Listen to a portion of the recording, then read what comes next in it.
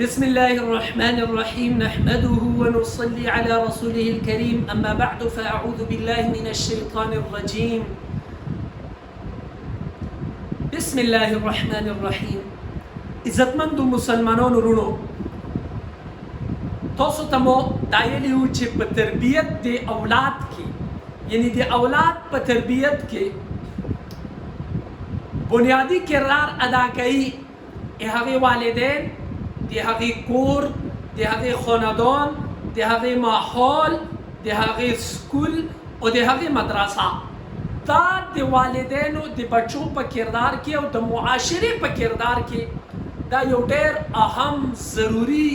او یو ډېر ټاپ کردار ادا کوي خو په دې کردارونو کې د ټولو نه بهترین کردار هغه د والدینو دی که یو معاشره ډېره زیاته ګنده وي ډېره فرسوده وي ډېر آسوده حال وي خو د دې باوجود هم چې کله د دې والدین د دې بچي تربیت صحیح کوي قسم په خدای دا بچی به چرته خراب نشي او دا بچی به همیشه د معاشرې دپاره د امن د سکون او د اطمینان زیور وي د دې د وجې نه تاسو ته ما د پلار کردار ادا کړی او د والدینو په باره کې او هغه تاسو وګورئ مخکې کلیپ کې ما تاسو ته د پلار کردار په باره کې تفصیل سره روشنایي اچولې ده چې د پلار په ذمې باندې کم څیزونه دي او پلار خپلو بچو ته کوالټي وخت ورکوي نو هله به د ده بچي صحیح وي نن زه تاسو ته د مور د کردار په حوالې سره یو څو څیزونه ذکر کوم عزتمندو قرآن او حدیث نه واضح کیږي چې د مور کردار د بچو په تربیت کې 75% دی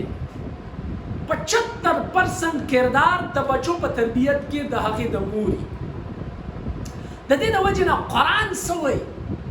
حدیث څه وایي اسلام څه وایي پیغمبر اسلام محمد رسول الله صلی الله علیه وسلم څه وایي الله اکبر کبیرا قرآن کې احادیثو کې اسلامی احکاماتو کې مور ته کومه درجه ملو شوې ده تاسو ته ښه پته ده بلکې دا حدیث خو زه هر ځای کې وینم ماں کے قدموں تلے جنت ہے تحت الجنت تحت اقدام الامہات جنت د میندو د مورانو د قدمونو لاندې الله ایښی دی او بیا په والدینو کې د چا حق زیات دی 75% حق محمد رسول الله صلی الله علیه وسلم مور ته ورکړی دی د هغې ثبوت یو حدیث دی حضور صلی الله علیه وسلم ته یو صحابي راغی عرض یې وکړه یا رسول الله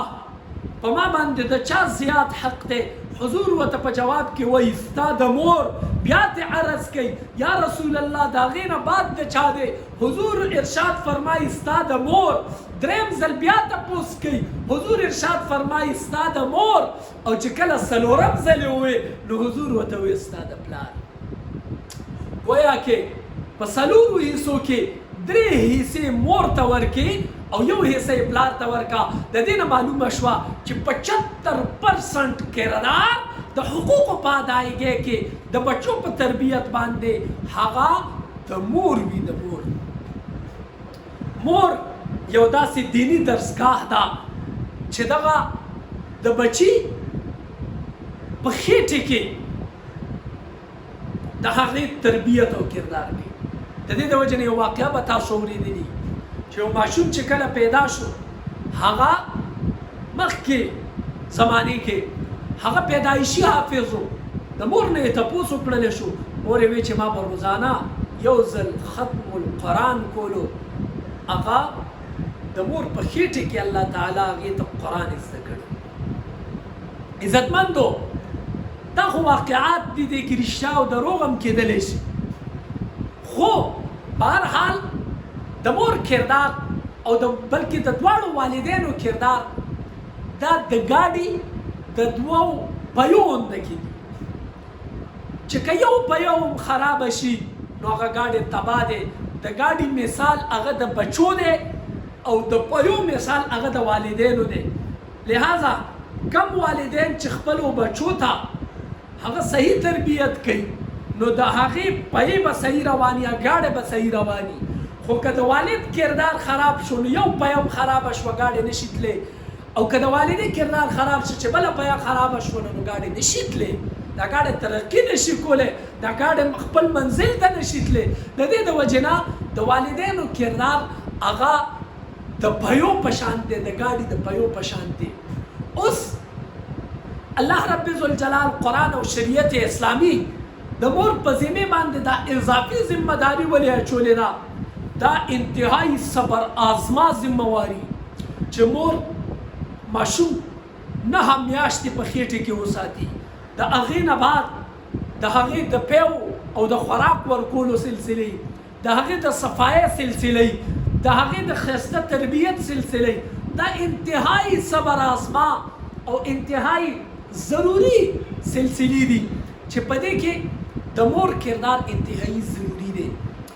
اوس د مور په ذمې باندې کوم څیزونه دي هغه تاسو ته هغه بیانوم. بیلنی څیز دا دی چې مور د خپل صحت خیال وساتي. چې کله د مور صحت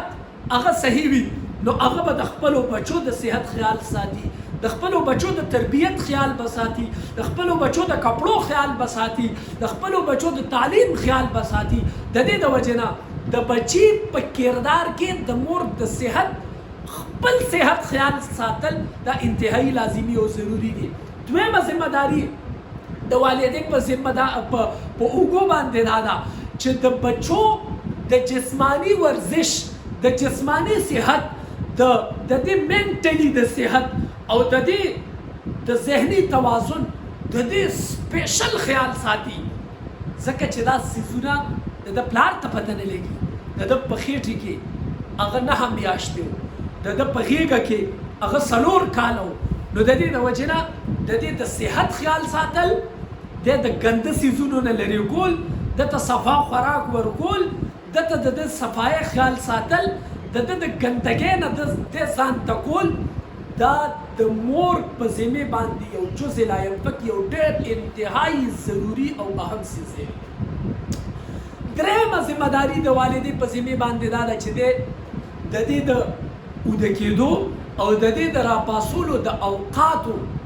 ذمه داري والي، چې د دې اوقات متعین کړي. داسې نه ده چې د شپې څه ټایم اوده شه او د سهار څه ټایم راپاڅېده، بلکې د دې دپاره سپیشل اوقات مقرر کړي. د دغې اوقاتو په بنیاد باندې به بچي هغه د ټایم ټیبل مطابق خپل روټین تیری او د هغې تعلیم او تربیت به انتهایی صفا، انتهایی پاک دامن، انتهایی ښایسته، انتهایی د صحت نه ډک او انتهایی د شعور نه ډک به وي. او څلورمه ذمه داري د والدې محترمي د مور د مادر په ذمې باندې دا ده چې د خپل جذبات او تعلقات هغه د ماشومانو په ذهنونو باندې اثر انداز وساتي. د ده انتهایی صبر مالته پدې کې وي. داسې نه ده چې ماشوم ته کنځلې کوه، ماشوم وړه اونده کې غلطي وکړه هغې ته خیرې کوه، ماشوم یو معمولي اونده کې غلطي وکړه ته هغه ووهه. نه، د مور ذمه داري انتهایی صبر ازما ده، د تکلیف نه ډکه ده. د دې د وجې نه مور ته د قدم د مور قدمونو کې جنت کې ښودلی شوی د عزتمن دي. زغه مور دا انتهایی ګنده حرکت کوي چې دی د ماشومانو په مخ کې کنځلې کوي، د ویډیو ډرامې ګوري، د فلمونه ګوري، د ماشومانو ته چې دی نو ګیمونه لګوي دې مارې، او د ماشومانو ته چې دی نو خیرې کوي، آزار کوي. دا مور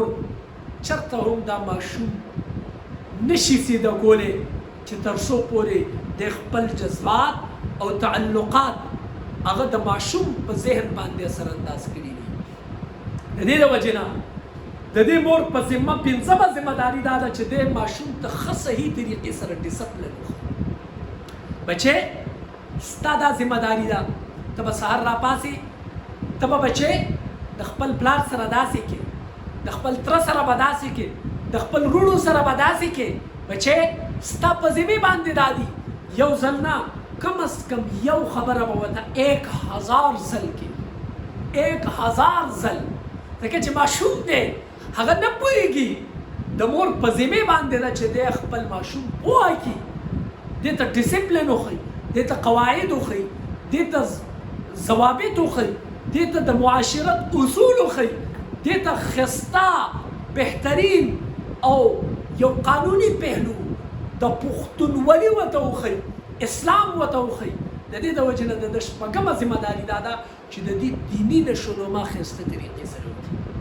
د سحر راپاڅي د دیني طریقې سره راپاڅي، دته د مونځ طریقه وښیي، دته دعاګانې وښیي، دته د مونځ اقدار وښیي، دته د اسلام روایات وښیي. نو دا د مور په ذمې باندې ده، ځکه چې په تعلیم کې که هغه دنیاوي دی که هغه دیني دی، د مور کردار انتهایی اهم، ضروري او انتهایی لازمي دی. د دې د وجې نه مور ته یو داسې کردار پکار دی چې د دغه کردار د وجې نه د ده بچی په زمانې کې یو بلند مقام حاصل کړي. که چېرته یو مور هغه په دې قواعدو اصولو باندې په دې څیزونو باندې عمل شروع کړي، قسم په خدای په معاشرې کې به د امن سکون فضا او په معاشرې کې به د ده بچي یو داسې مقام ته رسي چې زه درته ګارنټي درکوم، دې ویډیو په ذریعې سره دا ځان سره سیو کړي، ګارنټي درکوم د ده بچي به